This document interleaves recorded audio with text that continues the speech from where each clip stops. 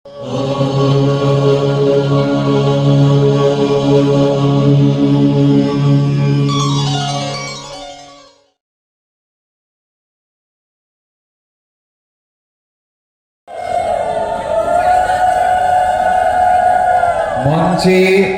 ব্যাসাসনে উপবিষ্ট ঋষরা প্রেম মন্দির আশ্রমের সুযোগ্য সম্পাদক পরম শ্রদ্ধেয় পরম পূজ্যপাদ শ্রীমৎ নির্গুণানন্দ ব্রহ্মচারীজি মহারাজ পূজ্যপাদ মহারাজজির মুখারবিন্দ হতে শ্রী শ্রী গীতার পঞ্চম অধ্যায় কর্ম সন্ন্যাস যোগের বিষয়ে শ্রবণ করুন।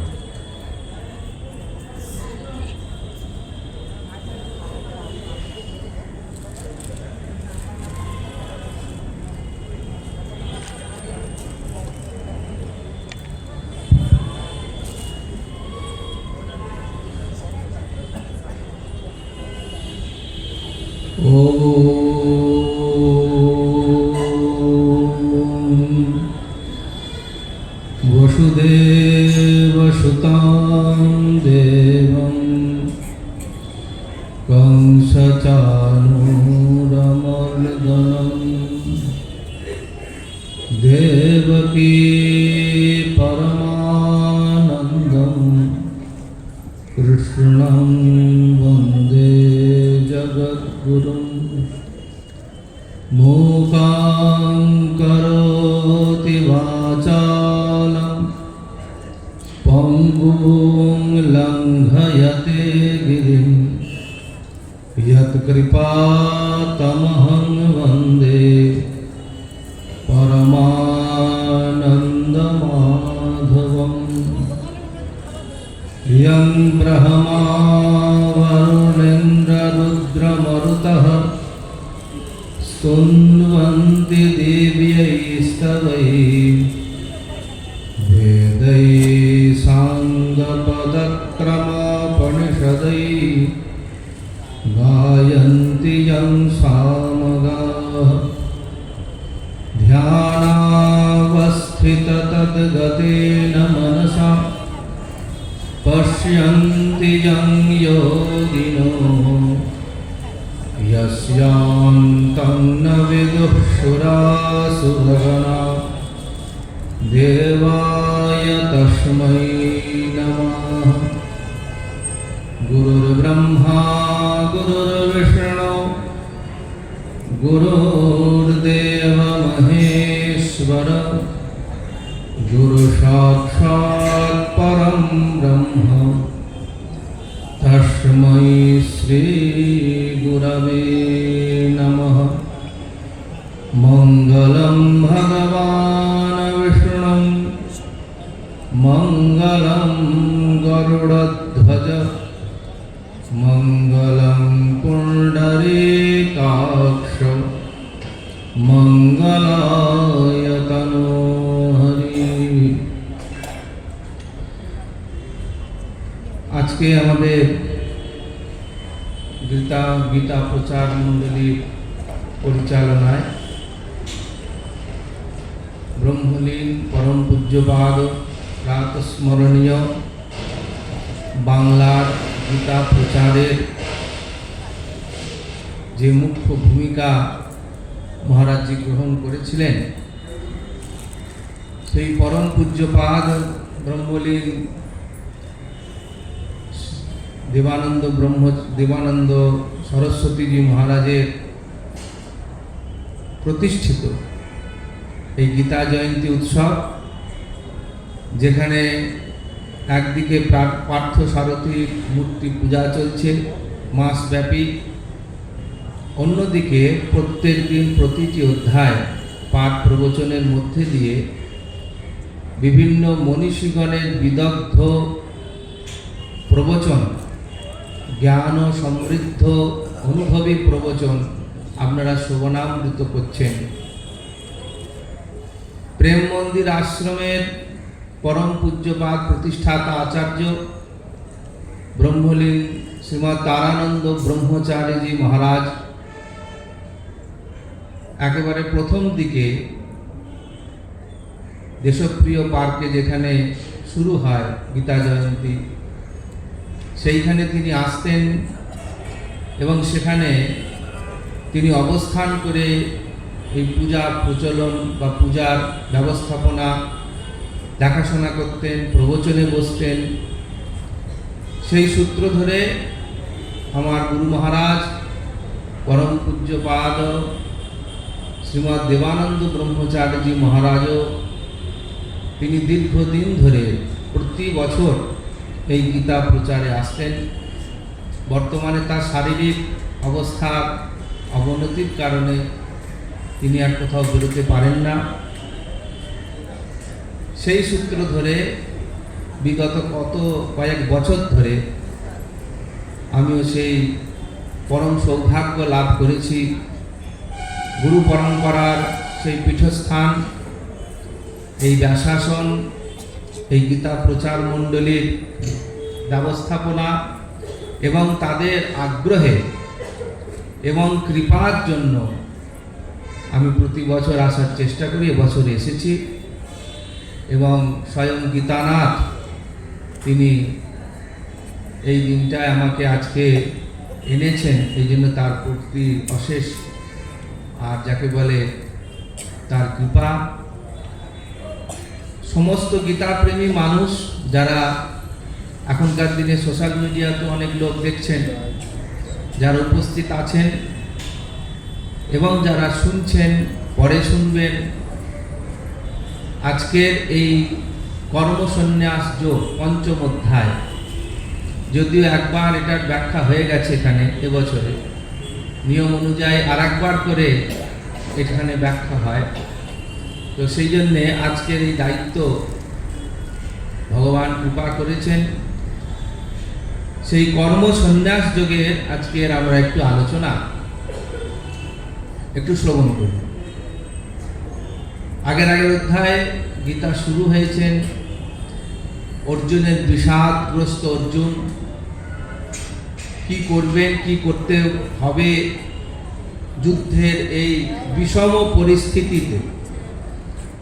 কর্তব্য কর্মনিষ্ঠ অর্জুন নিজের কর্তব্যকেই সেখানে ভুলে গেছেন, স্থির সিদ্ধান্তে আসতে পারছেন না অর্জুন। সেই জন্য নিজের মানসিক অবসাদের বর্ণনা তিনি করেছেন প্রথম অধ্যায়। দ্বিতীয় অধ্যায়ে গিয়ে সেখানে তিনি ভগবানের কাছে স্বীকার করেছেন শিষ্যস্তেহম স্বাভিমান্তং প্রপন্ন। তিনি শিষ্যত্ব গ্রহণ করেছেন, প্রপন্ন ভক্ত হয়েছেন এবং সেইখানে ভগবানের কাছে তিনি একটি প্রশ্নও করেছেন। তার এই বিষাদগ্রস্ত অবস্থা থেকে উত্তরণের জন্য তিনি বলেছেন যে যশ্রেয় ব্রূহি তন্মে তন্মে ব্রূহিষ্ঠিতম, আমার পক্ষে যেটা শ্রেয়। এই প্রশ্নটা খুব গুরুত্বপূর্ণ প্রশ্ন হয়েছে। আমরা অনেক সময় পড়াশোনা করি, আমার পক্ষে কোন এই পড়াশোনাটা কি কাজে লাগবে সেটা না জেনেই আমরা পড়াশোনা করি। অনেক জায়গায় আমরা যাই, যেটা আমার জানার দরকার নেই, তবু আমরা সেখানে খানিকটা সময় নষ্ট করে সেটা দেখি। তার মধ্যে এক অংশ আমার মস্তিষ্কে ঢুকলো না, কিন্তু কিছুটা সময় সেখানে ব্যয় হয়ে গেল। সেই জন্য অগাধ জ্ঞান সমুদ্র অর্জুন জানেন। তিনি বেদ পাঠী ক্ষত্রিয় ব্রাহ্মণ ছিলেন, তিনি গুরুগৃহে গিয়ে বেদ পাঠ করেছেন, কলা বিদ্যা শিখেছেন, 12 বছর গুরুগৃহে বাস করে ব্রহ্মচর্য পালন করেছেন। অতএব তিনি জানেন বেদ কি, বেদান্ত কি, বেদাঙ্গ কি, অস্ত্রবিদ্যা কি, সব জানেন, বিশারদ। শুধু তাই নয়, সেই অর্জুন যিনি এই 14 বছর বনবাসকালে একটা দিনও ঘুমননি, প্রতিদিন প্রতি মুহূর্ত ভগবান শ্রীকৃষ্ণের আজ্ঞা পালন করে তিনি শস্ত্রানুসন্ধানে নিযুক্ত ছিলেন। শাস্ত্রের অনুসন্ধান করতে করতে তিনি স্বর্গ পর্যন্ত পৌঁছে গিয়েছিলেন। এমন অর্জুন যিনি বিষাদগ্রস্ত, তিনি বলছেন আমার পক্ষে যেটা শ্রেয় সেইটা তুমি আমায় উপদেশ করো। ভগবান দ্বিতীয় অধ্যায় অবতরণ করলেন সাংখ্যযোগের আবির্ভাব হলো, ভগবানের শ্রীমুখার বৃন্দ থেকে তিনি সাংখ্যের কথা বললেন। ব্রহ্ম বিষয়ক আলোচনা তিনি করলেন। আমাদের বেদান্ত শাস্ত্রে সেজন্য বলা হয় অনুবন্ধ চতুষ্টয়। প্রথমেই হচ্ছে অধিকারী, তারপরে প্রয়োজন, তারপরে বিষয়, তারপরে অধিকারী, তারপরে বিষয়, তারপরে প্রয়োজন, তারপরে সম্বন্ধ। এই চারটেকে একসঙ্গে বলা হয় অনুবন্ধ চতুষ্টয়। আমি যে বিষয়টা জানতে যাব সেই বিষয়টার আমি অধিকারী কিনা, প্রথমে এটা আমাদের নিজেদের বুঝতে হয়। সেজন্য আগে বলা হয়েছে অধিকারী। অধিকারী সম্পর্কে বেদান্তের চিন্তনে অনেক রকম কথাও বলা আছে, তার অনেক রকম ক্রাইটেরিয়া দেওয়া আছে।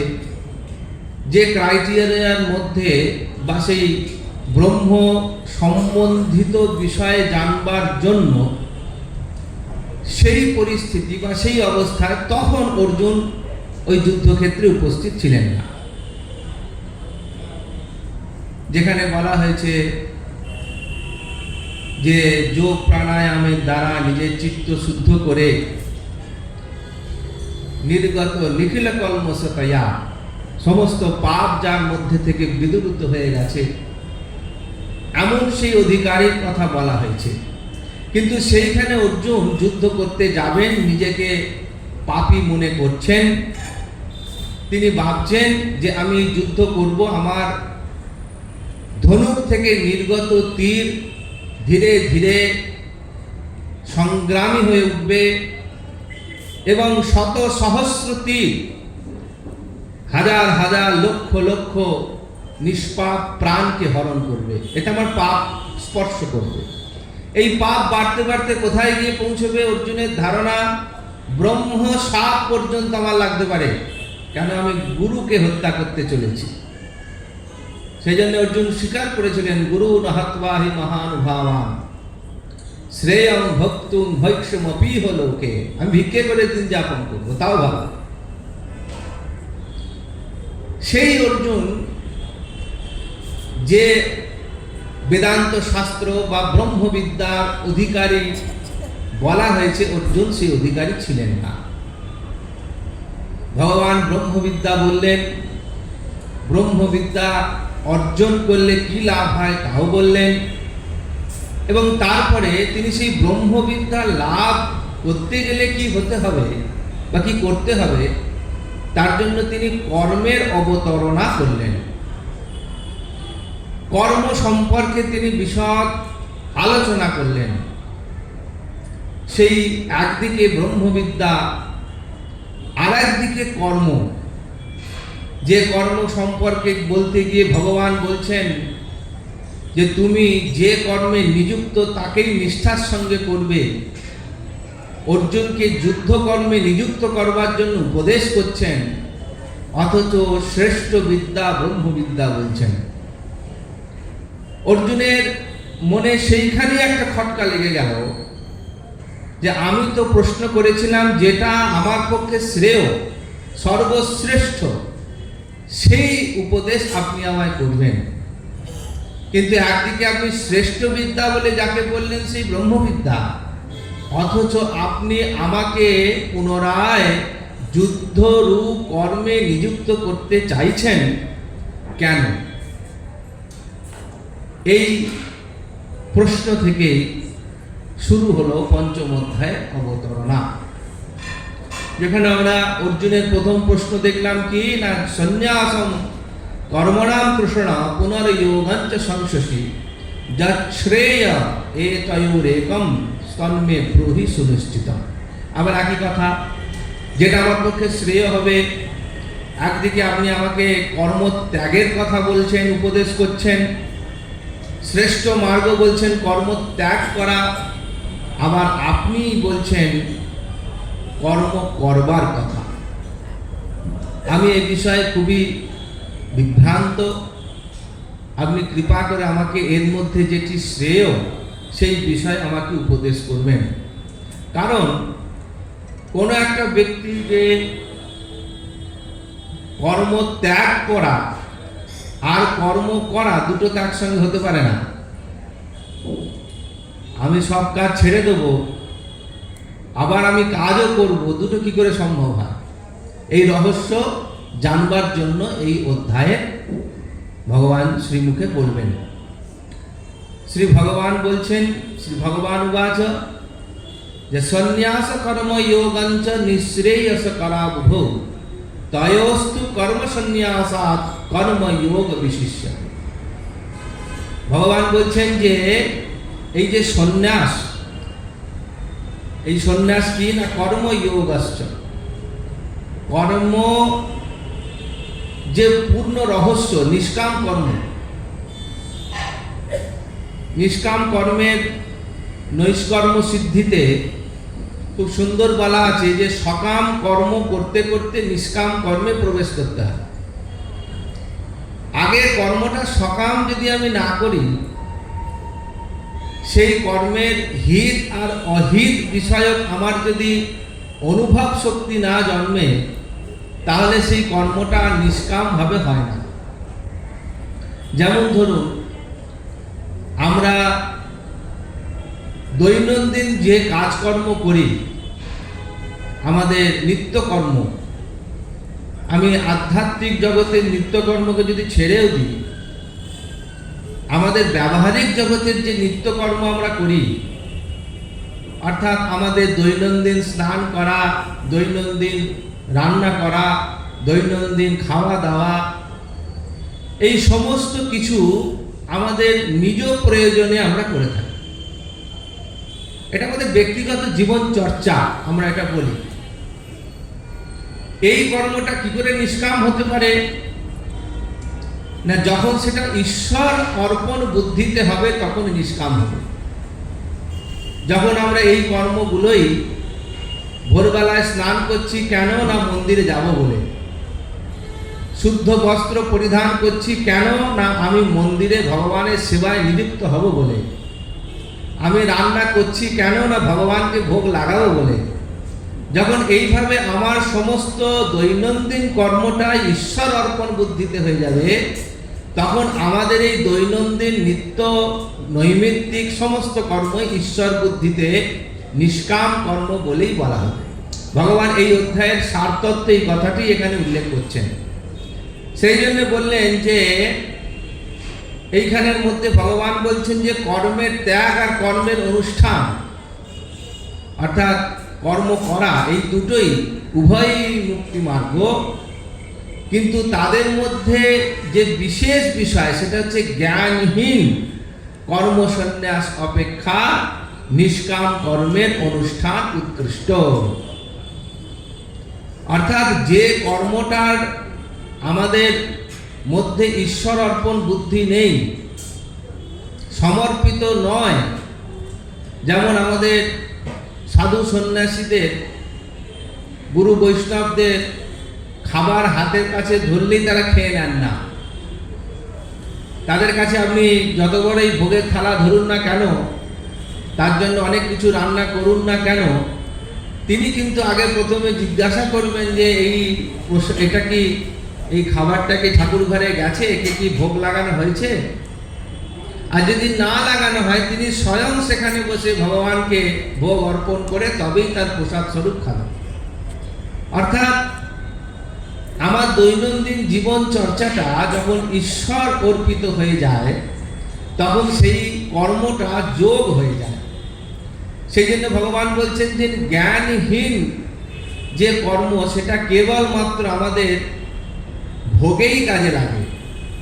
আর সেই কর্মটা যদি জ্ঞানযুক্ত হয়, ঈশ্বর অর্পণ বুদ্ধিতে হয়, তাহলে সেইটাই আমাদের মুক্তির মার্গ হয়ে যায়। সেই জন্যে ভগবান পরের শ্লোকে বলছেন, জ্ঞেয়স নিত্য সন্ন্যাসী ইয়ো ন দ্বেষ্টি ন কাঙ্ক্ষতি নির্দ্বন্দ্ব হি মহাবাহ সুখং বন্ধাৎ প্রমুচ্যতে। ভগবান এই সন্ন্যাসীর কথা বলছেন, যে সন্ন্যাসী অনাসক্ত হয়ে কর্ম করেন সেই সন্ন্যাসীর কথা বলছেন। সব কিছু কাজ ছেড়ে দিয়েছেন এমন ব্যক্তির কথা তিনি বলছেন না। তিনি বলছেন তিনি কাজ তো করছেন, কিন্তু সমস্ত কর্মটা ঈশ্বরকে অর্পণ করে দিয়েছেন, তার ফলের আকাঙ্ক্ষা তিনি রাখেন না, এমন যে নিত্য সন্ন্যাসী সে কিরাম হবে, তার উদাহরণস্বরূপ তিনি দিয়ে বলছেন, বাহ্যিক আচরণে ন দ্বেষ্টি আর ন কাঙ্ক্ষতি। তিনি কারোর প্রতি কোনো রকম দ্বেষ বুদ্ধি অর্পণ করেন না, এবং তিনি কিরকম না নির্দ্বন্দ্ব, তিনি সমস্ত দ্বন্দ্বের পারে, বিষম অবস্থার মধ্যে তিনি কখনো পড়েন না। আমাদের জগৎ সংসারে প্রত্যেক দিন, প্রত্যেক মুহূর্ত, প্রত্যেকটা ক্ষণ আমরা একটা বিষম অবস্থা দিয়ে অতিবাহিত হই। বিষম অবস্থা আসে কেন না, আমার কর্তৃত্বের অভিমানের জন্য আমার বিষম অবস্থা আসে। মানে আমি এই কাজটা করি বা আমি এই কাজটা শ্রেয় প্রাপ্ত হব বা এটা আমার কাজ, এইরকম আমিত্ব বুদ্ধি সম্পন্ন হলেই আমাদের কাছে সেইটা বিষম অবস্থা আসবে। এমন অবস্থা থেকে যিনি মুক্ত তিনি হচ্ছেন নির্দ্বন্দ্ব, এবং যিনি নির্দ্বন্দ্ব তিনি সেই পরম সুখ অর্থাৎ মুক্তি তিনি লাভ করতে সক্ষম। সেই জন্য তিনি জ্ঞান এবং কর্ম এই দুটোকে নিয়ে এই অধ্যায় আলোচনা করছেন। বলছেন সাংখ্য যোগ পৃথক বালা প্রবদন্তি ন পণ্ডিতাঃ একমপ্যা স্থিতঃ সম্যক উভয়োর বিন্দতে ফলম। ভগবান এখানে বলছেন যে যারা অজ্ঞ ব্যক্তিগণ, অজ্ঞ মানে জ্ঞানহীন ব্যক্তিগণ, অর্থাৎ কর্মের রহস্য যারা জানেন না, এমন যে ব্যক্তি তারা সাংখ্য এবং যোগ পরস্পর বিরুদ্ধ এবং ভিন্ন ফল বিশিষ্ট বলে থাকে। অর্থাৎ কর্মের দ্বারা একটা অন্যরকম ফল প্রাপ্ত হবে, আর জ্ঞান মার্গের ধ্যানের মধ্যে যিনি বসে রয়েছেন, যিনি ব্রহ্মচিন্তায় লীন হয়ে রয়েছেন, তার ভিন্ন ফল প্রাপ্ত হবে। এরকম ভাবে যারা ব্যাখ্যা করেন ভগবান তাদের বলছেন অজ্ঞ ব্যক্তি। আর কি বলছেন যে আত্মজ্ঞানীগণ কিন্তু সেই রকম কিছু বলেন না। যাদের ব্রহ্মত্ব প্রাপ্ত হয়েছে, আত্মজ্ঞান যাদের প্রাপ্ত হয়েছে, তারা কিন্তু এই জ্ঞান এবং নিষ্কাম কর্ম এই দুটোর মধ্যে কোনো ভেদ তারা করেন না। সেই জন্য কি বলছেন, কেন করেন না, তার কারণ বলছেন যে উভয়ের একটাই ফল, সেটা হচ্ছে মুক্তি। যেহেতু ফল এক, সেই জন্য তার মধ্যে কোনো ভেদ নেই। আমাদের যার জন্য বলা হচ্ছে যে মহিম্ন স্তোত্রের মধ্যে রুচিনাং বৈচিত্রাদ ঋজুকুটিল নানা পথজুষাম নৃণামেক গম্য স্তমসা পয়সা মর্ণমৈব। অর্থাৎ রুচির বৈচিত্র্যের জন্য যেরকম নদী পাহাড় থেকে উৎপন্ন হয়ে আঁকা বাঁকা পথে বিভিন্ন পথ ঘোরে, কিন্তু তার শেষ গন্তব্য কোথায়, পয়সা অর্ণব, সেই সাগরেই হচ্ছে তার গতি। জল যেদিক দিয়ে গড়িয়ে যা, যেভাবেই গোড়া, সে কিন্তু সাগরেই যাবে। সেই জন্য তারা যে পথেই যান না কেন, তাদের সেই পথ হচ্ছে মুক্তি। আরেকটু ভেঙে ভগবান বলছেন যৎ সাংখ্যৈ প্রাপ্যতে স্থানম তদ যোগৈরপ্যতে যোগৈরপি গম্যতে একম সাংখ্যং চ যোগং চ ইয়ঃ পশ্যতি স পশ্যতি। সমুচ্চয় করে দিলেন, এর মধ্যে দ্বন্দ্বকে তিনি মিটিয়ে দিলেন। যে জ্ঞানীগণের যে মার্গ বা যে অবস্থান বা তার যে পরিণতি যা হয়, নিষ্কাম কর্মযোগীরও সেই একই পরিণতি হয়। তদ যোগৈরপি গম্যতে। সেই জন্যে একটাই ফল সেখানে প্রাপ্ত হয়। এরকম ভাবে যিনি দেখেন যা পশ্যতি স পশ্যতি, সেজন্য কারো কোনো দ্বন্দ্ব নেই, ছোট নেই, বড় নেই।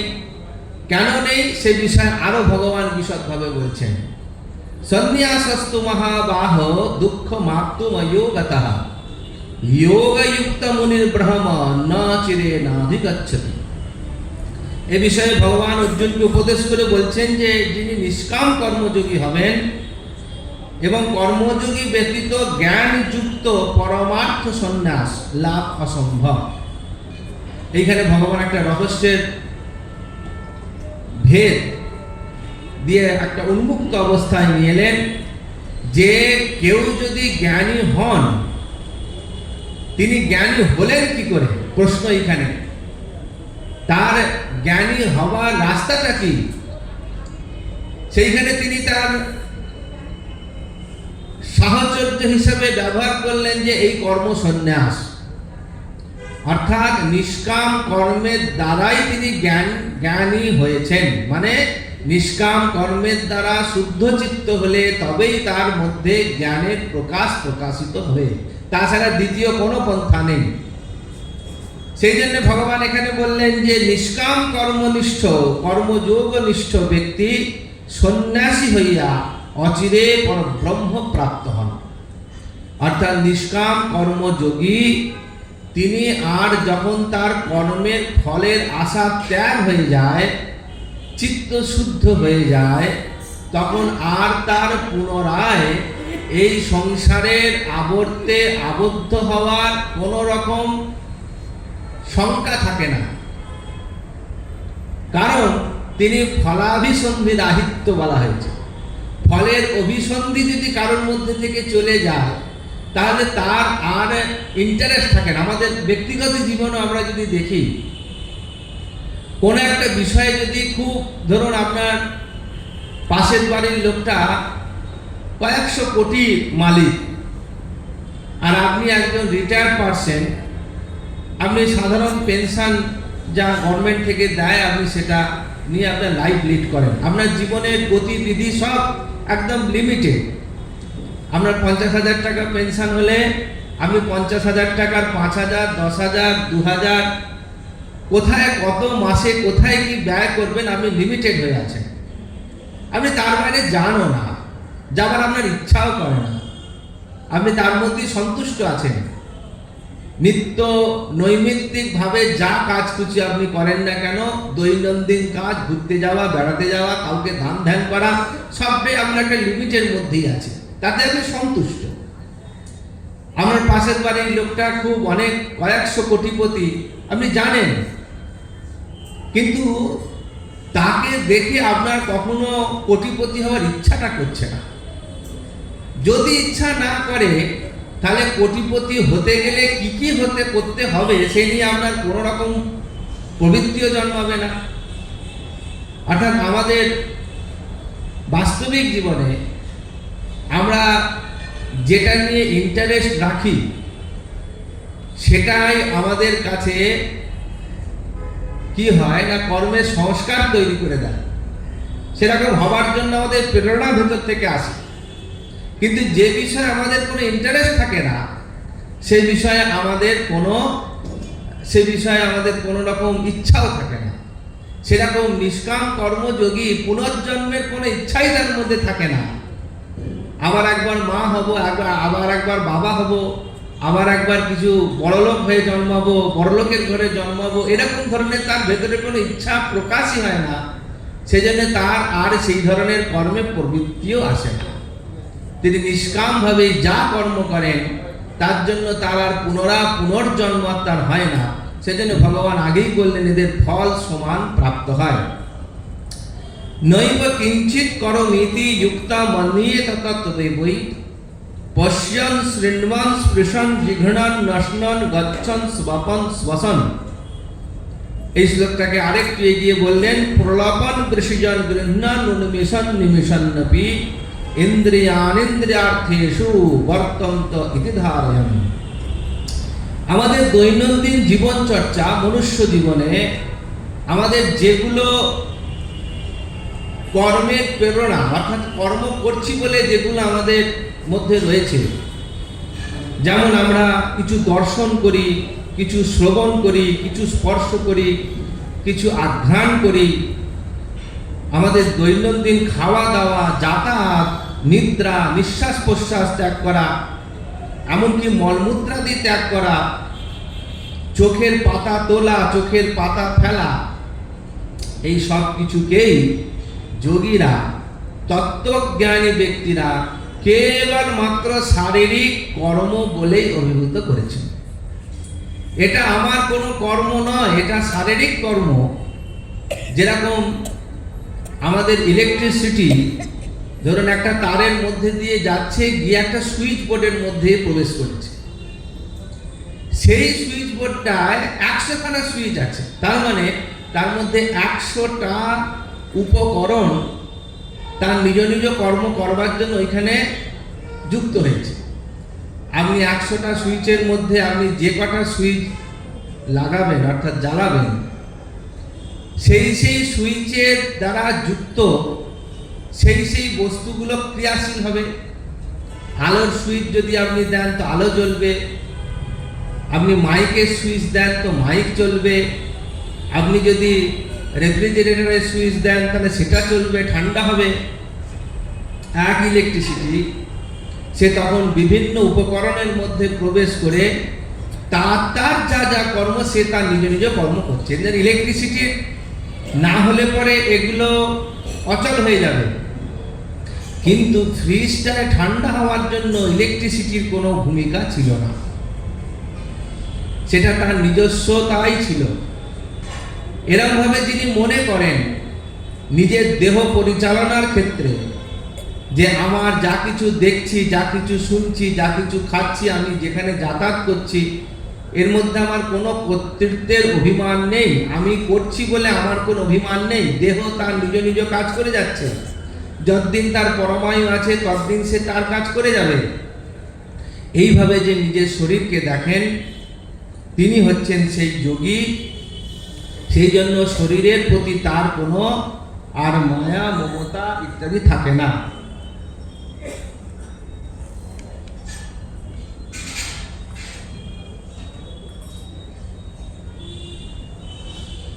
আর কি বলছেন, ব্রহ্মণ্যাধ্যায় কর্মাণি সঙ্গম ত্যক্ত্বা করোতি ইহ লিপ্যতে ন স পাপেন পদ্মপত্র মীমাংসা। এখানে গীতার মধ্যে এই শব্দটা খুব সুন্দরভাবে এসেছে, বারবার এসেছে, যেটা ঠাকুর শ্রী রামকৃষ্ণদেব যা সার তত্ত্ব বলেছেন ত্যাগ। গীতার সার তত্ত্ব কি? ত্যাগ। ভগবান ছত্রে ছত্রে সেই জন্য এই কথাটাকেই ঘুরিয়ে ফিরিয়ে নিয়ে এসে বলছেন সঙ্গম ত্যক্ত্বা, অনাসক্তির কথা। সেই জন্য কি বললেন, যিনি সঙ্গম ত্যক্ত্বা অর্থাৎ অনাসক্ত হয়ে করোতি যহ কর্ম করে যান, কর্মাণি, এবং তিনি কি হন না, তিনি লিপ্যতে ন স পাপেন।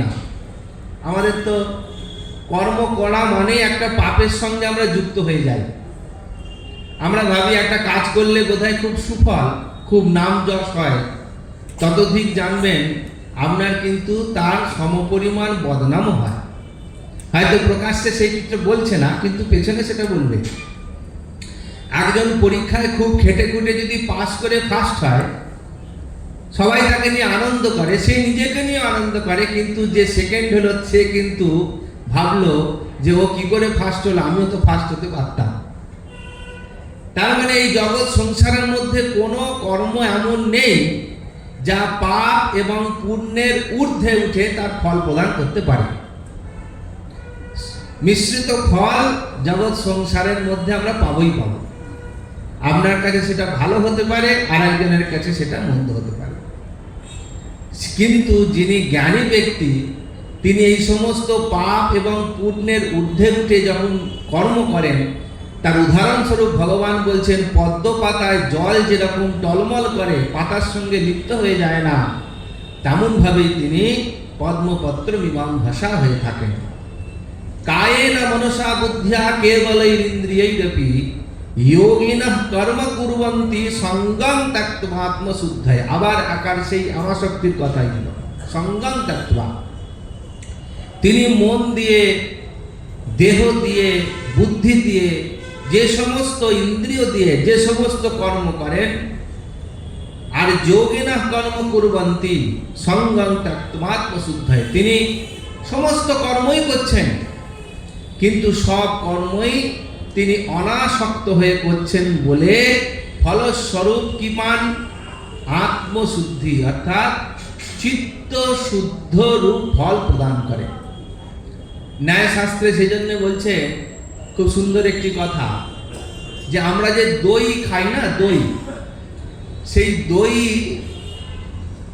কি হয়, আমরা যখন এইখানে কিছুদিন আগে এখানে বড় যজ্ঞ হয়ে গেল, তো যত বড়ই আগুন উঠুক, যত বড়ই যজ্ঞ হোক, আমরা যজ্ঞের শেষে খানিকটা দই হাতে নিয়ে বলি পৃথিত্বং শীতলা ভব। অর্থাৎ এই দইটার মান্ত্রিক প্রয়োগ হচ্ছে পৃথিবীকে শীতল করার জন্য, মান্ত্রিক প্রয়োগ।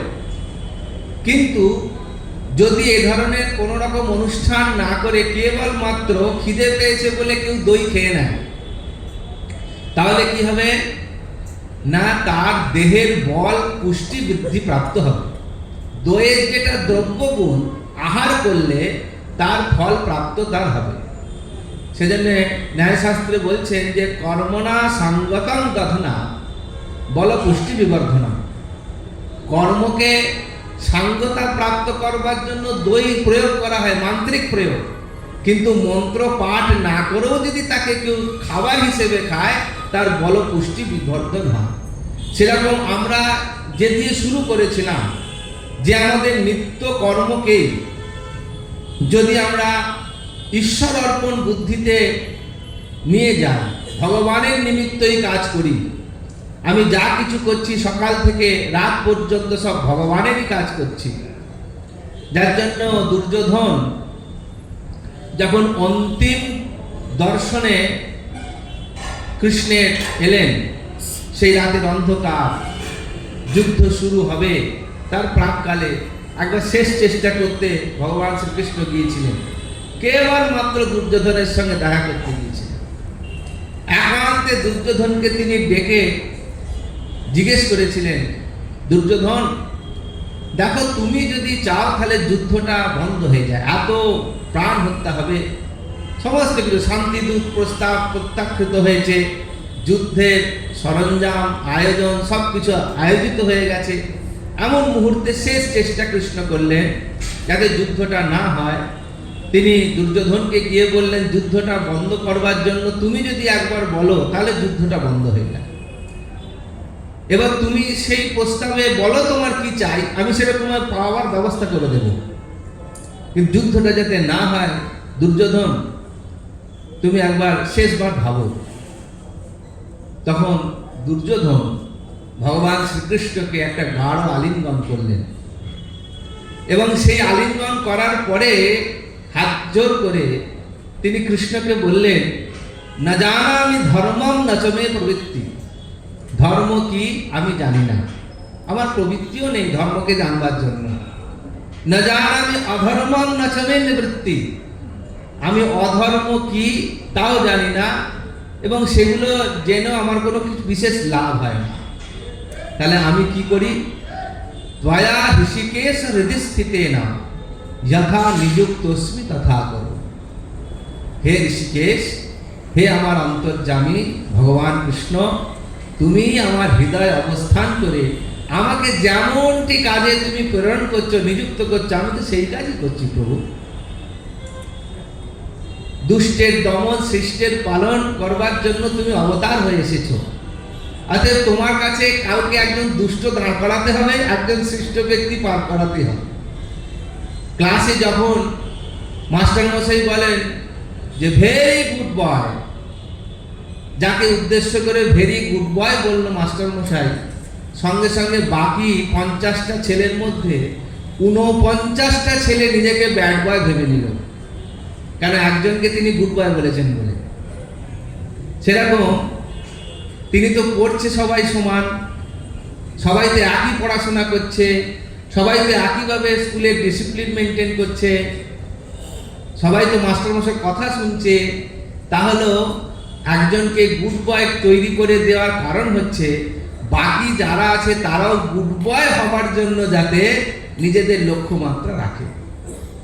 সেজন্য তুমি যখন অবতার হয়েছো দুষ্টকে পালন করবার জন্য, দুষ্টের দমন করবার জন্য, সৃষ্টকে পালন করবার জন্য, এই তোমার কাছে যারা সৃষ্ট তাদের তুমি পক্ষে পালন করো, আর আমাকে দুষ্ট সাজিয়েছো তাই আমি দুষ্ট কাজ করছি। সেরকম ভাবে এই যে নিষ্কাম কর্ম যখন হবে, ভগবান যা যা কর্ম করবেন, যদিও এই কথার সঙ্গে ভগবান পরের শ্লোকের মধ্যে তাকে সাজিয়ে গুছিয়ে আবার বলেও দিয়েছেন যে শাস্ত্র বিহিত কর্ম কথা তিনি বলেছেন যে আমাদের যা যা কর্ম আমরা করব সেটা যদি ঈশ্বর অর্পণ বুদ্ধিতে আমরা করতে পারি, তাহলে পরে আমাদের সেই ভগবানের সংক্রান্ত একটা আত্মশুদ্ধায় চিত্তশুদ্ধি ফল লাভ হবে। নিষ্কাম কর্ম করলেও ফল লাভ হবে, ফল আপনাকে পেতেই হবে। ফল ছাড়া আপনার কর্মের গতি পরিণতি নেই। যেমন আমরা যে ছোট বয়স থেকে আমরা অযাচিত দুঃখ ভোগ করছি, অকারণে অপমানিত হচ্ছি, অকারণে আমাদের ধন সম্পদ চলে যাচ্ছে। অনেকেই আসেন, মহারাজ একটু দেখুন, কেন জানি না আমার এরকম টাকা পয়সা থাকে না, ধার হয়ে যাচ্ছে, অকারণে আমাকে লোকে অপমান করে দিচ্ছে বলে। কারণ কি? আমরা যেহেতু জন্মান্তরবাদে বিশ্বাসী, আমরা এটা বিশ্বাস করি যে কোনো না কোনো জন্মের অপমান বা কোনো না কোনো জন্মের আমারই কৃত কর্ম আমার কাছে ফলস্বরূপ হয়ে ভোগ হয়ে যাচ্ছে। ভোগাদেব ক্ষয়া, যতক্ষণ না এটা ভোগ হবে ততক্ষণে আমার পেছন ছাড়বে না। আমরা যত বড়ই পাথর হাতে পড়ে নিই, জ্যোতিষের কাছে যাই, হাত দেখাই, আমার আপদ বিপদ থেকে যাতে রক্ষা পাবার চেষ্টা করি, হয়তো কিছুটা হবে, কিন্তু যে ফলটা আপনার জন্য আশা করে আছে এ জন্মে নয় সামনের জন্মে গিয়েও আপনার সেই ফল প্রাপ্ত হবেই হবে, ও হয়েই ছাড়বে, নাহলে আমার পাপ খণ্ডনই হবে না। সেই জন্যে যুক্ত কর্ম ফলম ত্যাক্ত্বা শান্তিম আপনোতি নৈষ্ঠিকীম, যখন কারো চিত্তশুদ্ধ হয়ে যায়, অর্থাৎ নিষ্কাম কর্ম করলে তার যে ফল চিত্তশুদ্ধি, যখন তার শুদ্ধ চিত্ত হয়ে যায় তখন তার কি হয় না, শান্তিম আপনোতি, তিনি তখন সেই মুক্তির যে শান্তি তিনি তাকে লাভ করেন। আর অযুক্ত কামকারেণ ফলে সত্য নিবধ্যতে, যখন কর্ম ফলের আশায় সে আবদ্ধ হয়ে যায় তখন পুনরায় কি হয় না, কাম এবং কর্মেতে পুনরায় আশায় লিপ্ত হয়ে যায়।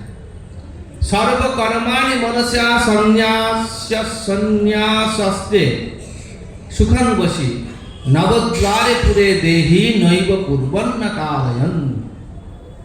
আমরা যে সমস্ত কর্ম করি তার একটা অবস্থার কথা ভগবান বলছেন, যিনি পরমার্থদর্শী, অর্থাৎ ভগবান এখানে যার কথা বলছেন তিনি হচ্ছেন সেই আত্মজ্ঞানী ব্যক্তি। তিনি কি না, তিনি যা যা কর্ম করেন, অর্থাৎ নিষ্কাম কর্মের শুদ্ধতার কথা বলছেন বা নিষ্কাম কর্মের গতির কথা বলছেন, তার অবস্থার কথা বলছেন। সেটা বলতে গিয়ে তিনি বলছেন যে যিনি জিতেন্দ্রিয়, তিনি কিরকম না, তিনি বিবেক বুদ্ধির দ্বারা নিত্য নৈমিত্তিক কাম্য এবং নিষিদ্ধ সমস্ত কর্ম ত্যাগপূর্বক নিজে কিছু না করিয়ে এবং দেহেন্দ্রিয় দিকে কোনো কর্মে প্রবর্তিত না করে দেহেন্দ্রিয়াদি সংঘাতে আত্মাভিমানী শূন্য হয়ে তিনি থাকেন। অর্থাৎ এখানে যে কর্মগুলো এলো, বেদোক্ত যে কর্মের কথা বলা হয়েছে, নিত্য কর্ম যেটা আমরা নিত্য সন্ধ্যা উপাসনাদি করি, নৈমিত্তিক কর্ম কোনো নিমিত্তকে রেখে আমরা যে কর্ম করি, কোনো কিছু প্রাপ্তির জন্য আমরা যে কর্ম করি তাকে কাম্য কর্ম বলে। যেমন আমাদের বাড়িতে শত্রু নাশের জন্য, অর্থ প্রাপ্তির জন্য বাড়িতে আমরা চণ্ডী পাঠ করাই, বা আমরা দুর্গা পুজো করি, সেখানে আমরা বলি যে ধর্ম অর্থ কাম মোক্ষ চতুর্বর্গ সিদ্ধি কাম। এরকম ভাবে কামনাযুক্ত যে কর্ম, কোনো নিমিত্ত, যেমন সূর্যগ্রহণ চন্দ্রগ্রহণ, তার জন্য যে পুরস্চরণ আদি করছি, প্রায়শ্চিত্ত কর্ম করছি, এই সমস্ত বেদোক্ত যে সমস্ত কর্মের কথা বলা হয়েছে এবং বেদে যে সমস্ত কর্মকে নিষেধ করা হয়েছে যে এই কর্মগুলো করলে তোমার পাপ স্পর্শ করবে, যেমন গো হত্যা, ব্রাহ্মণ হত্যা, এই সমস্ত যে কর্ম, সেই সমস্ত যে কর্ম তিনি করছেন সেগুলো কি না, দেহ এবং নবদ্বারে পুরে দেহি, আমাদের দেহের যে 9টি দ্বার রয়েছে তারা কেবলমাত্র মনে করেন যে 9টি দ্বারযুক্ত দেহ কেবলমাত্র এই কর্মটি করে যাচ্ছে, তিনি করছেন সব কিছু, কিন্তু সেটা এই দেহ করে যাচ্ছে, দেহের মধ্যে বুদ্ধি মন ইত্যাদি করে যাচ্ছে, তিনি তার মধ্যে কোনোভাবেই লিপ্ত হচ্ছেন না।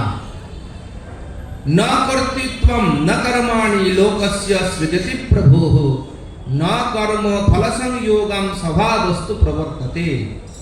এখানে ভগবান বলছেন যে আত্মা মানুষের কর্তৃত্ব, এই যে আগে নবদ্বারে পুরে দেহি নিত্য নৈমিত্তিক যে কর্ম সে করছে, তার কারণ স্বরূপ তিনি বলছেন যে যেহেতু মানুষের মধ্যে যে কর্তৃত্বের অভিমান থাকে, কর্ম ও কর্মফল প্রাপ্তি তার মধ্যে যে পাবার যে একটা স্পৃহা থাকে, সেই আত্মজ্ঞানী ব্যক্তির এ ধরনের কোনো স্পৃহা থাকে না।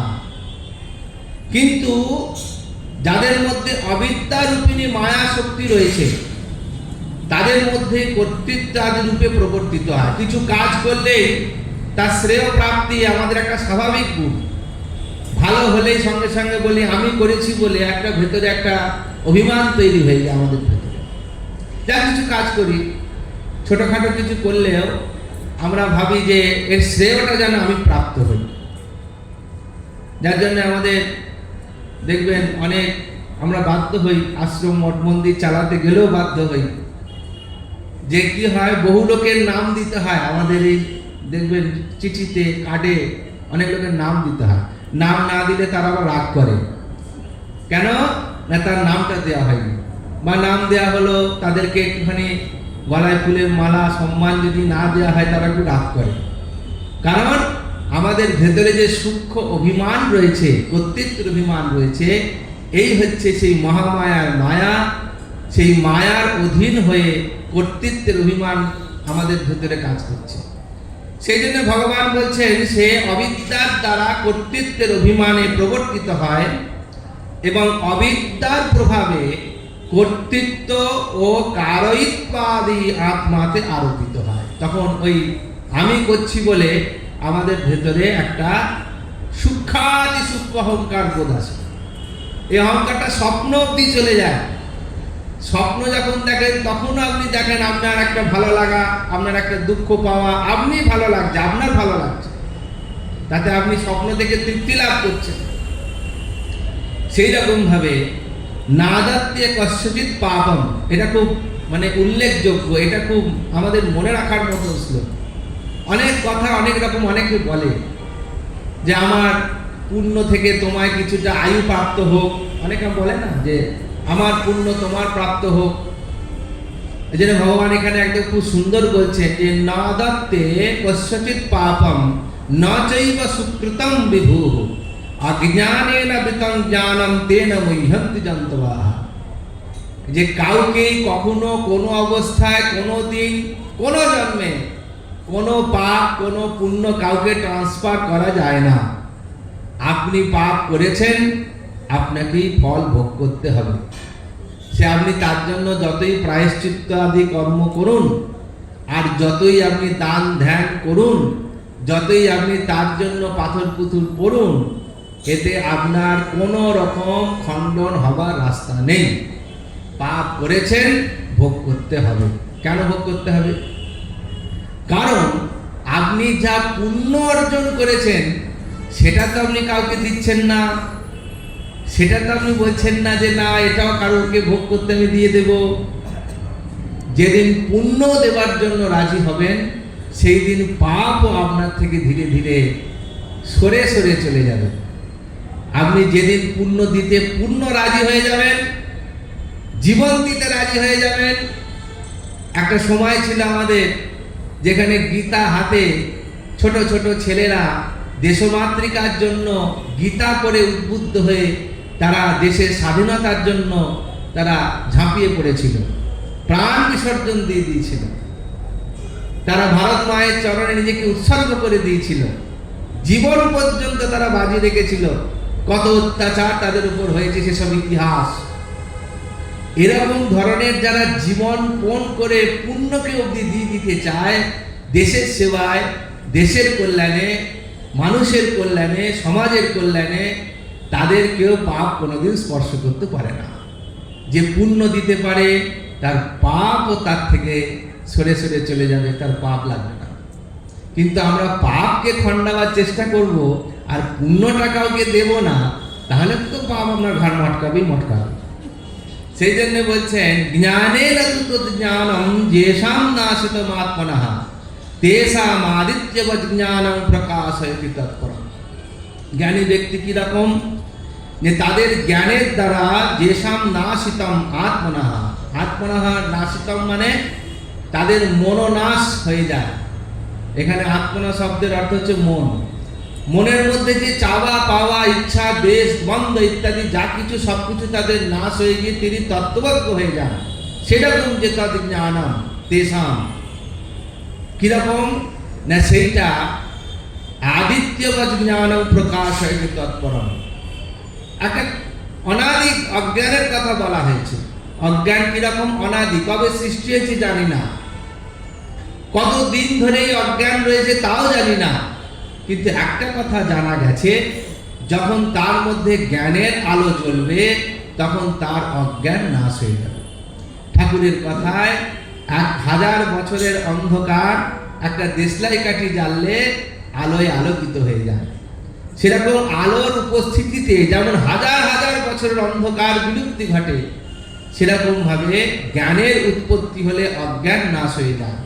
যেরকম সূর্য আকাশে উদিত হলে রাতের অন্ধকার নাশ হয়ে যায়, প্রকাশ হয়ে যায়। তদ বুদ্ধয় তদাত্মানম তন্নিষ্ঠাস্তৎপরায়ণঃ গচ্ছন্তি পুনরাবৃত্তি জ্ঞান নির্ধূত কল্মষাঃ। এখানে ভগবান বলছেন যে যাদের মধ্যে বুদ্ধি ব্রহ্মনিষ্ঠ, ব্রহ্মে যাহাদের আত্মভাব, ব্রহ্মে যারা প্রতিষ্ঠিত রয়েছেন, ব্রহ্ম ব্যতীত অন্য কোন জায়গায় তাদের কোন রকম সঞ্চালন নেই, তাদের কি অবস্থা হয়, তদ্বুদ্ধি তৎনিষ্ঠা তৎপরায়ণঃ। এই কথাগুলো বারবার উল্লেখ করা হচ্ছে। মধ্যে কথা, ব্রহ্ম ছাড়া যাদের কোনো দিন নেই, রাত নেই, জ্ঞান নেই, বুদ্ধি নেই, বিবেক নেই, দেহ নেই, মন নেই, এক রয়েছে, তিনি কেবল ব্রহ্ম। যাকে দেখছেন সে ব্রহ্ম, যা ভাবছেন সে ব্রহ্ম, যা খাচ্ছেন সেও ব্রহ্ম। যেখানে গীতার আগে ভগবান বলেছেন ব্রহ্মার্পণম ব্রহ্ম হবির ব্রহ্মাঙ্গনম ব্রহ্মণাহুতম ব্রহ্মৈব তেন গন্তব্যম। আমি এসছি কোথা থেকে, ব্রহ্ম থেকে, যাব কোথায়, ব্রহ্ম। সর্বত্রই যিনি ব্রহ্মই ব্রহ্ম দর্শন করছেন। এরকম গচ্ছন্তে পুনরাবৃত্তি জ্ঞান নির্ধূত কল্মষাঃ। তারা জন্ম জন্মান্তরের সমস্ত পাপ থেকে বিলুপ্ত হয়ে গিয়ে তারা সেই জ্ঞানের আদর্শ গতি, কি গতি না, যেখান থেকে না ফেরা হয়। আমরা অনেক সময় এখনকার দিনে দেখি ফেসবুকে লেখে না ফেরার দেশে চলে গেল। অত সস্তা না ফেরার দেশে চলে যাওয়া। অনেকে লেখে, দেখি কেউ মারা গেলে লেখে না ফেরার দেশে চলে গেছে।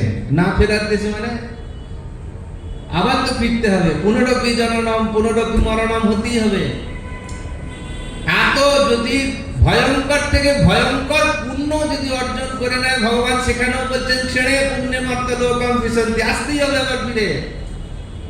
না ফেরার দেশে সেই একমাত্র যেতে পারে যিনি ব্রহ্মত্ব প্রাপ্ত হয়েছেন। আজকাল তো ফেসবুকে কুকুর মরে গেলেও লিখে দেখি না ফেরার দেশে চলে গেছে। কি অবস্থা হচ্ছে সমাজে, চিন্তা করুন। কাকে কোথায় কোন ভাষা প্রয়োগ করতে হয় আমাদের জ্ঞান নেই। না ফেরার দেশটা কি সেটাও জানি না আমরা।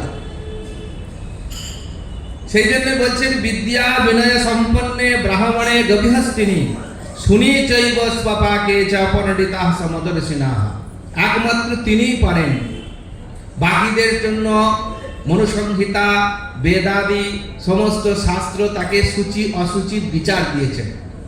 অনেক সময় আমাদের ভেতরে অনেক রকম প্রশ্ন উৎপন্ন হয় যে আমাদের এই এত সূচি অসুচি, এই নিয়ম নিষ্ঠা উপবাস ব্রত, এই কি প্রয়োজন আছে?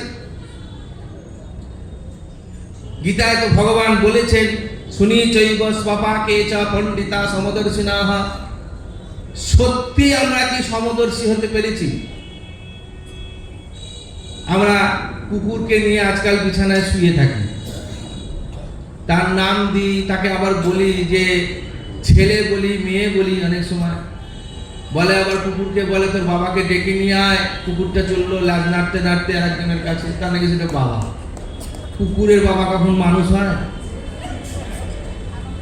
আর মানুষের ছেলে পুলে কখনো কুকুর হয়? কি সমাজ এসে গেল চিন্তা করতে, আশ্চর্য বিষয়। এর একটা কারণ আছে। কারণ হচ্ছে যে যে ব্যক্তি কুকুর হয়ে ওই বাড়িতে ল্যাজ নাড়ছে সেই পূর্বজন্ম ওই বাড়িরই কোনো লোক ছিল, কারণ সে ওই বাড়িটার জন্য হাপিত্তেশ করতে করতে মারা গেছে। ওই বাড়িতে টাকা পয়সা ধন সম্পদ আত্মীয় স্বজনের জন্য চিন্তা করতে করতে মারা গেছে। দেখবেন যদি বাড়িতেও পালন না হয়, ওই পাড়ায় আপনার বাড়ির সামনে সে ল্যাজ নাড়ায় আর খেতে চায়। তার মানে ওই চিন্তা করে পাহারাদার হবে বলে মরেছে, তো সম্পত্তি রক্ষা করবে মানে কি পাহারাদার, তো পাহারাদার কে? কুকুরই তো পাহারাদার, রাত্রির থেকে পাহারা দেয়। জীবনের শেষ প্রান্তে এসে যে এরকম নিজের সম্পত্তি রক্ষা করবার চিন্তা করতে করতে মরে, তার কুকুর জন্মই প্রাপ্ত হয়, হয়ে বাড়ির সামনে কুকুর হয়ে পাহারা দেয়। বুঝেছে? সেই জন্য খুব সাবধান, বিষয় সম্পত্তির চিন্তা করতে করতে গেলে কি হয়, এই হচ্ছে উদাহরণ। তারপরে কি বলছেন? বিদ্যা বিনয় সম্পন্নে ব্রাহ্মণে গভীহস্তিনী, যিনি এই অবস্থায় প্রাপ্ত হন, ব্রহ্মবিদ হন, তিনি একমাত্র দ্বন্দ্বাতীত অবস্থায় থাকেন। তার আগে সমস্ত যতক্ষণ না চিত্ত শুদ্ধ হচ্ছে ততক্ষণ পর্যন্ত নিয়ম নিষ্ঠা উপাসনার মধ্যে থাকতে হয়, সুচিতা অবলম্বন করতে হয়, ত্রিসন্ধ্যা উপাসনা করতে হয়। কিন্তু যখন তার মধ্যে সেই ব্রহ্মত্ব প্রাপ্ত হয়ে যায়, যিনি সূর্যোদয় আর সূর্যাস্তকে সমান মনে করতে পারেন, না উদতি না অস্তমিতি, যার মধ্যে ভাব এসে গেছে কথম সন্ধ্যা উপাসমহে, তখন যার ভিতরে সূর্যোদয় আর সূর্যাস্ত বলে কিছু নেই, তিনি কখন আর সন্ধ্যা উপাসনা করবেন? তার কাছে সবসময় তো সন্ধ্যা। তার তখন আর না কাল নিয়ম নাস্তি, তার জন্য কোনো কাল নেই, নিয়ম নেই, শাস্ত্র এরকম বর্ণনা করেছে। ইহৈব তৈর্জিত স্বর্গ येषां সাম্যে স্থিতং মনঃ নির্দোষং হি সমং ব্রহ্ম তস্মাৎ ব্রহ্মণীতে স্থিতঃ। তিনি তখন কি করেন এ বিষয়ে তিনি বলছেন যে সর্বভূতস্থ ব্রহ্মে নিশ্চল হয়ে গিয়ে মন কি করে, এই জীবনেই তারা সৃষ্টি বা জন্ম জয় করতে পারেন। এই জীবনের মধ্যেই তাদের যখন আর পুনর্জন্ম আর যদি তাদের না হয়, ব্রহ্মত্ব প্রাপ্ত হয়, তাহলে পরে তারা আর সেই পুনর্জন্ম থেকে জয় করতে পারে। এবং তখন সেই ব্রাহ্মণ চণ্ডালাদিতে সর্বত্র অভিন্ন ভেদ থাকে, গুণ দোষাদির দ্বারা তারা অস্পৃষ্ট থাকে, তাদের কোনো গুণও থাকে না, তাদের দোষও থাকে না। আমাদের বড় গুরু মহারাজ এক্ষেত্রে একটা খুব সুন্দর কথা বলেছিলেন যে ব্রহ্মজ্ঞ পুরুষ একজন, উনি তপবনে থাকতেন, দেওঘরের তপবন পাহাড়ে তিনি থাকতেন, সেখানে তিনি বসে আছেন। আর এমন সময় একজন ভক্ত তলা থেকে খুব বিরক্ত মুখ নিয়ে ওপরে উঠে মহারাজকে প্রণাম করে বলছেন, গুরু মহারাজ, তলায় শুনলাম বেশ কিছু লোক আপনার নামে নিন্দা করছেন। তখন মহারাজ একটু হাসলেন, হেসে বললেন, ধোবি কা কাম কর রাহা হ্যায়। ধোবি মানে ধোপার কাজ করছে। বলে আপনি এরকম বললেন কেন? বলে দেখো, ও নিন্দা করলো, আমার কিছু গায়ে ফসকা পড়লো না, আমার কিছু যায় এলো না। কেন? তিনি ব্যাখ্যা করে বোঝালেন যে ব্রহ্মজ্ঞ পুরুষ যারা হন, আত্মকাম যারা হয়ে যান, যাদের মধ্যে কোনো কামনা বাসনা লেশমাত্র থাকে না, তারা চলতে ফিরতে পাপও হয়, পুণ্য হয়। কিন্তু তার তো পাপ আর পুণ্যের ফল কোনোটাই চাই না, তিনি তো তার আশাও করেন না। কিন্তু ওই যে বিজ্ঞান বলছে ফল তোমায় পেতেই হবে, তখন তিনি কি করে চিন্তা করেন যে পাপটার পুণ্যটা যেটা আমার অযাচিত, এটা আমার চাই না, দরকার নেই, এটার আর কি হবে? উদ্বৃত্ত ধন যেরকম সেরকম আমাদের কাছে উদ্বৃত্ত হয়ে রয়েছে, কি করবো এটাকে নিয়ে? তখন বলছেন খুব সুন্দর কথা, এটা শোনার মতন কথা, যারা সেই সাধুর কাছে গিয়ে বা সেই আত্মকাম ব্যক্তির কাছে গিয়ে তার ভক্তি করে, তার ভজনা করে, তাকে শ্রদ্ধা করে, তাকে মন প্রাণ নিযুক্ত করে, তার সমস্ত পুণ্য ফলগুলোর ভোক্তা তারা হয়ে যায়। এই জন্য আমরা সাধু মহারাজদের কাছে যাই কেন? উদ্দেশ্য কি যাওয়া? জানি না কেন যাই। সাধুরা যদি মনে করেন আপনার ভালো করবেন, তার একটা প্রার্থনাতেই আপনার ভালো হয়ে যাবে। কারণ তাদের যে পুণ্য ফল সেগুলো আপনার জন্য নিয়ে তিনি বসে আছেন, যার জন্য গীতায় ভগবান বলেছেন লোক সংগ্রহ নিয়ে বাপি। আর তাদের চলতে ফিরতেও তো কিছু পাপ হয়, চলতে গেলে কিছু পোকামাকড় পায়ের তলায় পড়েই যায়, এর জন্য পাপ হয়। তাহলে সে পাপের ভোগটা কারা করবে? বলে নিন্দুকাহা, যারা সেই আত্মকাম ব্যক্তির নিন্দা করবে তারা সেই পাপটা ভোগ করবে। সেই জন্য আপনি নিন্দা করবেন কি প্রশংসা করবেন আপনার ব্যাপার, কিন্তু শাস্ত্র যা বলছে আপনাদের বলে দিয়ে গেলাম। না প্রহিষ্যেত প্রিয়ং প্রাপ্য ন দ্বিজের প্রাপ্য চা প্রিয়ম স্থিরবুদ্ধির অসম্মূঢ় ব্রহ্মবিদ ব্রহ্মনিষ্ঠিত। তার কোনো রকম হর্ষ নেই, কিছু পাওয়ার আশা নেই, তার কাছে কোনো প্রিয় নেই। আর এরকম ভাবে যিনি অবস্থান করছেন তার কাছে প্রিয় বলে কিছু নেই, অপ্রিয় বলে কিছু নেই। আমরা খুঁজে বেড়াই যে কোন মহাপুরুষ কি খেতে ভালোবাসত, কি তিনি ভালোবাসতেন। বড় বড় সাধু মহারাজরা যারা হয়ে যান, বড় বড় উঁচে হয়ে মহাত্মা হয়ে যান, আমরা সাধারণ মানুষ অনেক সময় বলে বেড়াই তিনি এইটা ভালোবাসতেন। তাকে গিয়ে যখন জিজ্ঞেস করবে আপনি কি রসগোল্লা ভালোবাসতেন, বলতে কোথা কবে, এটা তার তো ভালোবাসার বলে কিছু নেই। একদিন হয়তো কেউ দিয়েছে, একটু খেয়েছে, সে ভেবে নিলে এটা ভালোবেসেছে। দেখবেন এক এক এরকম মহাপুরুষের হয় যে এরকম একটা রোটে যায়, তিনি এইটা ভালোবাসেন, দেখবেন সবাই সেইটা নিয়েই যাচ্ছে, সেইটা নিয়েই তার কাছে যাচ্ছে। যে সেই জন্যে তার কোনো ভালোবাসার বলে কিছু নেই, তিনি ন প্রাপ্য ন চ প্রিয়ম। আর তিনি স্থির বুদ্ধি হয়ে ব্রহ্মতেই স্থিতি লাভ করেন। বাহ্য স্পর্শে ভক্তাত্মা বিঞ্জন্তি আত্মনি যৎ সুখম স ব্রহ্ম যোগ যুক্তাত্মা সুখ মোক্ষয়ম অশ্নুতে। ভগবান এখানে বলছেন যে শব্দ আদি বিষয়তে তিনি অনাসক্ত থাকেন। শব্দ, স্পর্শ, রূপ, রস, গন্ধ, বাহ্য ইন্দ্রিয় এবং অন্তরিন্দ্রিয়তে তিনি অনাসক্ত হয়ে অবস্থান করছেন এবং সেখানেই তার চরম সুখ তিনি অনুভব করছেন। কি অদ্ভুত বিষয় দেখুন, আমরা সুখের জন্য পেতে চাই, আর তিনি ত্যাগ করে সুখী হন। সেই জন্য বলছেন স ব্রহ্ম যোগ যুক্ত আত্মা সুখ মোক্ষয়ম অশ্নুতে। তিনি তখন সেই ব্রহ্ম যোগে যুক্ত আত্মা হয়ে সমস্ত অক্ষয় সুখ অশ্নুতে প্রাপ্ত হন। অক্ষয় সুখ মানে কি মুক্তি প্রাপ্ত হন। ये ही সংস্পর্শয়া ভোগা দুঃখ योनय एवते आद्यন্ত বন্ত কৌন্তেয় ন তেষু রমতে বুধঃ। সেজন্য অর্জুনকে সাবধান করে দিয়ে বলছেন, হে অর্জুন, এইরকম রূপ রসাদি বিষয় থেকে যে উৎপন্ন যে সুখ, সেই সুখ জানবে সর্বদাই দুঃখের কারণ হয়।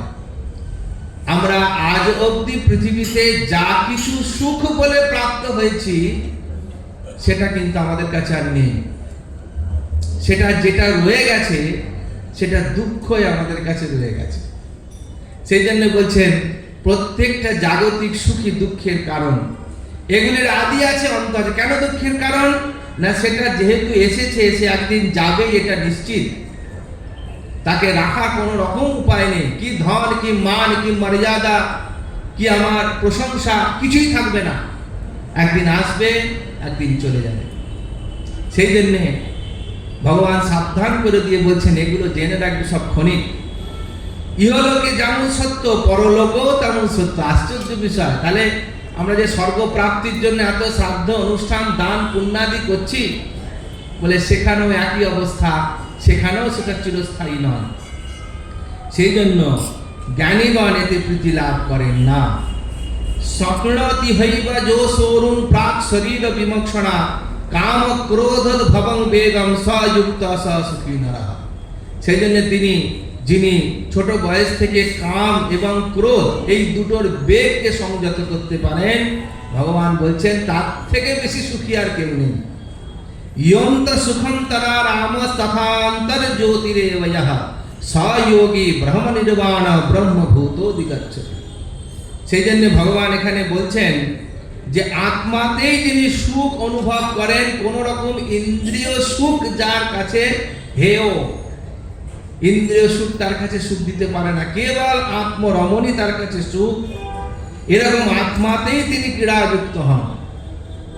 আপনা তেমন আপনি থাকো, যেও নাকো কারো ঘরে। যিনি নিজের মধ্যেই নিজে রমণ করতে শিখেছেন, জানেন, তার মধ্যেই থাকেন, এইরকম অন্তর্জ্যোতীয় ব্রহ্মস্বরূপ তিনি এই জীবনেই ব্রহ্ম লাভ করতে পারেন। লভন্তে ব্রহ্ম নির্বাণ মৃষয়ক্ষণ কলমসাহা। সমস্ত রকম পাপ দূরীভূত হয়ে তিনি ব্রহ্ম নির্বাণ প্রাপ্ত হন, অর্থাৎ তার অন্তকাল দেহত্যাগটা হয়ে গেলে তিনি ব্রহ্মতে বিলীন হয়ে যান। আর তখন তিনি ছিন্ন দ্বৈধা জাতাত্মানঃ সর্বভূত হিতে রতঃ। এটা খুব ইম্পর্টেন্ট বিষয়। তিনি ব্রহ্মত্ব প্রাপ্ত হয়েও যারা শরীর থেকে যায়, তারা তখন কি করেন? তার উত্তরে ভগবান বলছেন খুব সুন্দর কথা, সর্বভূত হিতে রতঃ। সবার জন্য তিনি কল্যাণ চিন্তা করতে থাকেন। সর্বে সুখিনঃ সন্তু সর্বে সন্তু নিরাময়াঃ সর্বে ভদ্রাণি পশ্যন্তু মা কশ্চিৎ দুঃখ ভাগ ভবেৎ। এই চিন্তায় তিনি লীন হয়ে থাকেন, এই চিন্তায় তিনি সবার জন্য প্রার্থনা করেন। সেই জন্য কাম ক্রোধ বিযুক্তানাম যতীনাম যতচেতসাম অভিতো ব্রহ্ম নির্বাণং বর্ততে বিদিতাত্মনাম। সেজন্য এখানে বলছেন যে যেরকম কাম ক্রোধ থেকে যিনি মুক্ত হয়েছেন, সংযত চিত্ত হয়েছেন, আত্মজ্ঞান প্রাপ্ত হয়েছেন, কর্ম এইরকম ভাবে যিনি কর্মের আসক্তি ত্যাগ করেও জীবিত আছেন, এবং যারা তার মৃত্যুর পরেও তিনি ব্রহ্ম নির্বাণ প্রাপ্ত হয়ে থাকেন, এই জীবন মুক্তের অবস্থার কথা তিনি বললেন। জীবন মুক্তগণ মৃত্যুর পরে আর শরীর ধারণ করে না। উপনিষদ বলছেন ন স পুনরাবর্ততে স্পর্শান কৃত্বা বহির্বাহ্যাং চক্ষুশ্চৈবান্তরে ধ্রুবোঃ প্রাণাপানৌ সমৌ কৃত্বা নাসাভ্যন্তরচারিণো। আর যতেন্দ্রিয় মনোবুদ্ধির মুনির্মোক্ষ পরায়ণাঃ বিগতেচ্ছা ভয়ক্রোধ ইহ সদা মুক্ত এব সঃ। এই দুটো শ্লোক নিয়ে ভগবান বলছেন যে মন থেকে বাহ্য বিষয়ে বার করে দৃষ্টি যেন ভুজগলের মধ্যে স্থির করেন। যখন তারা শরীর ত্যাগ করেন, কিরম ভাবে তারা শরীর ত্যাগ করেন সে বিষয়ে বলছেন যে সমস্ত কিছু থেকে মনকে তারা গুটিয়ে নিয়ে তারা দৃষ্টি ভুজগলের মধ্যে নিবদ্ধ করেন, এবং নাসিকার মধ্যে থেকে বিচরণকারী যে প্রাণবায়ু এবং অপ্রাণবায়ু শ্বাস যে বইছে, এবং তার ঊর্ধ্ব এবং অধোগতি সমানভাবে তিনি রোধ করেন, করে ইন্দ্রিয় মন এবং বুদ্ধি সংযম করে ইচ্ছা ভয় ও ক্রোধ শূন্য হয়ে তিনি সর্বদা বিরাজ করেন। একেই তিনি জীবন মুক্তি বলছেন। শরীর ত্যাগ করবার সময়তেও ভগবান বলেছেন ভ্রু যুগলের মধ্যে তিনি প্রাণ বায়ুকে নিয়ে সুষুম্না বর্তের দ্বারা তিনি শরীর ত্যাগ করেন। কিন্তু তিনি যখন অবস্থান করেন, ধ্যানস্থ থাকেন, তখন প্রাণ এবং অপান বায়ুকে তিনি সমান স্থিতির মধ্যে রেখে ভ্রু যুগলের মধ্যে, আর তিনি নিজেকে মানে সমস্ত কিছুর থেকে রহিত হয়ে আত্মাকে ভুজগলের মধ্যে তিনি যেন আবদ্ধ করে ধ্যান করেন। বলার উদ্দেশ্য হলো যে একই জায়গায় তিনি একাগ্র হয়ে থাকেন, একটি মাত্র চিন্তাতে তিনি একাগ্র হয়ে থাকেন। ভ্রুযুগলের মধ্যে যদি আমরা এমনি একটু ধ্যান করবার চেষ্টা করি, দেখবো আমাদের মনটা একাগ্র হয়ে যাচ্ছে। সেরকম ভাবে তিনি সমস্ত দ্বন্দ্ব থেকে মুক্ত হয়ে ভ্রুযুগলের মধ্যে নিজেকে একাগ্র করে অবস্থান করেন। আর কি বলছেন? ভোক্তারম যজ্ঞ তপসাম সর্বলোক মহেশ্বরম সুহৃদম সর্বভূতানাম জ্ঞাত্বা মাং শান্তি মৃচ্ছতি। তখন তিনি কিরম চিন্তা করেন? ভগবৎ স্বরূপ চিন্তা করেন। ভগবৎ স্বরূপ কি?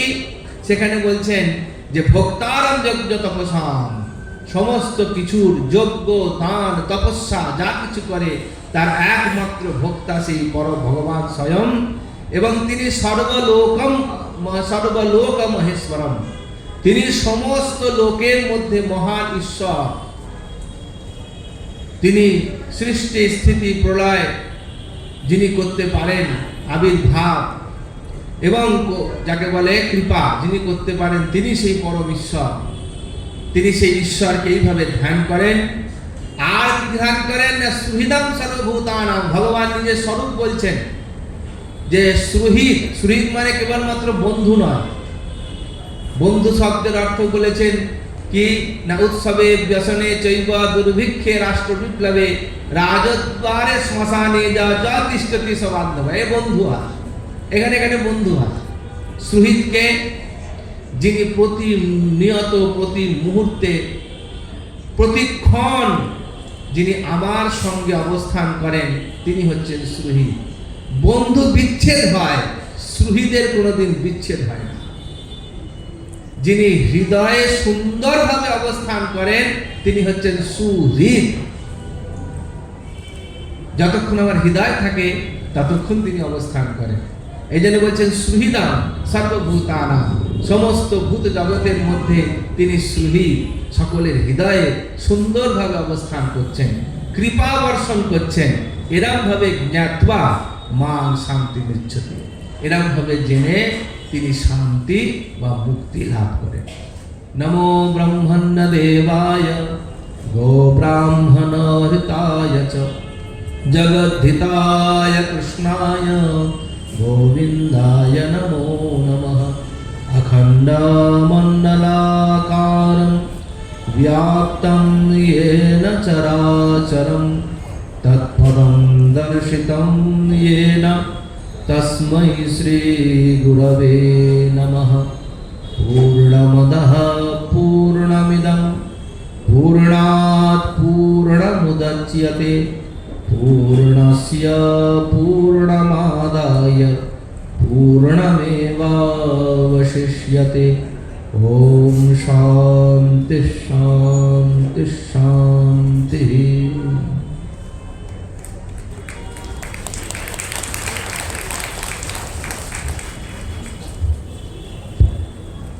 परम श्रद्धेय परम पूज्यपाद श्रीमान निर्गुणानंद ब्रह्मचारी जी